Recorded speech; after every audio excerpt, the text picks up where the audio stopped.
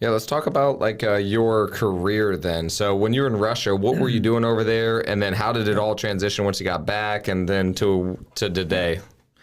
Yeah. The neat time in Russia was I didn't know what I was going to go. We didn't have an agenda. Yep. The church were volunteers. The church said, "Hey, go hang out, meet people, and see if there's an interest in spiritual things," which there was.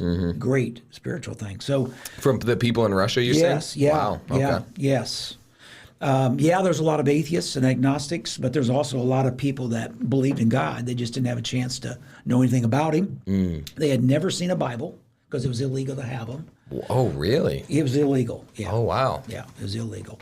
So when we got there, we had an interpreter that was really a neat gal that said, "Oh, I want my friends to gather and let's talk Bible stuff, Wow. spiritual stuff." So we gathered, Bible study.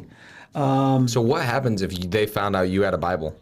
Our church provided us all the Bibles we could use. We went out on corners and gave them out, gave them away as we started the church. Gave them out in church. Everybody to have a Bible. We could get a Bible in everybody's hands. So if it's illegal, though, what's the repercussions of having Well, it was illegal until 90 or 91. Oh, so we right. were there. Yeah, it was Got then it. legal, Okay. but they weren't available because there weren't any. Yes, got it. Yeah, Got it was still Okay. a new thing. Well, when we'd go out on the streets and give them out, we'd have 50, 100 people all over us. Wow. And we found out a little later, some of them were getting more than one because then they would take it to the next corner and sell it. Oh, my God. Yeah. The entrepreneurs. Makes sense to me. Yeah, and actually, I was okay with it. I Yeah. thought, they've got one. They know the value of it. Now they're selling it to somebody that really wants it. Okay. Yeah. That person's going to more Micro likely to read it. business. Yeah. Micro business opportunities. If you pay, you pay attention. Yeah, yeah. So I don't remember your question. Okay, so I was just saying, transitioning from what you were doing for work and then all the way up to today. Yeah. So when I got to Russia, we started teaching Bible, and then out of that came a group that literally made a decision that they wanted to live a Christian life and worship God, because we talked about primary purpose. And so as that clicked and lives changed, we started meeting then on Sundays for a worship time. And that evolved into a church. And the neat thing was, which I didn't see this coming, we ended up building 3 churches and remodeling another building into a church and ministry center while we were there. While you were there in 7 years? In 7 years. Wow. Yeah. Some pretty neat buildings.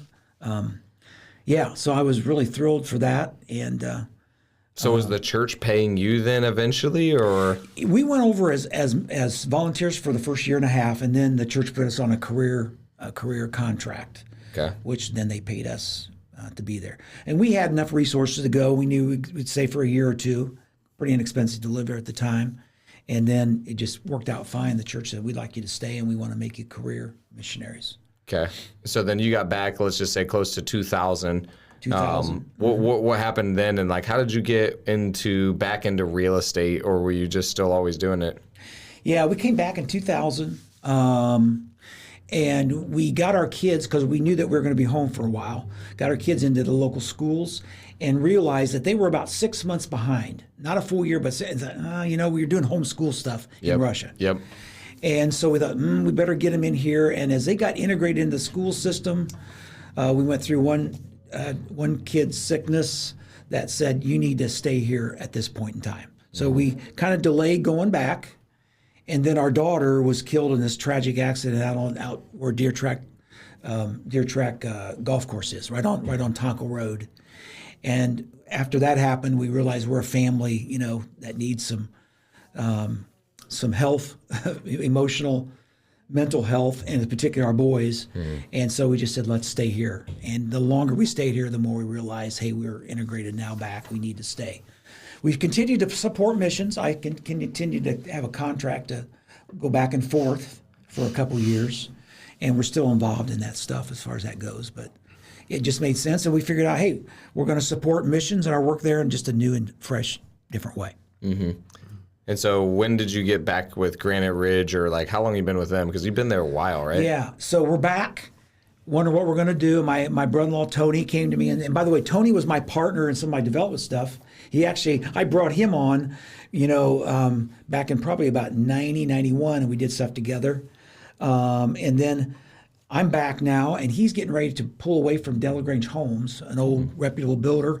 The owner was retiring, and so he was going to pull away and do his own thing. And it was just perfect time. He said, "Hey, would you consider helping me start this thing?" I said, "Sounds like a good deal to me." And I did say, "Hey, I won't be an owner because I may go back to the mission field, but I'll come in as vice president." And What year was that? That was that was 2001. Wow.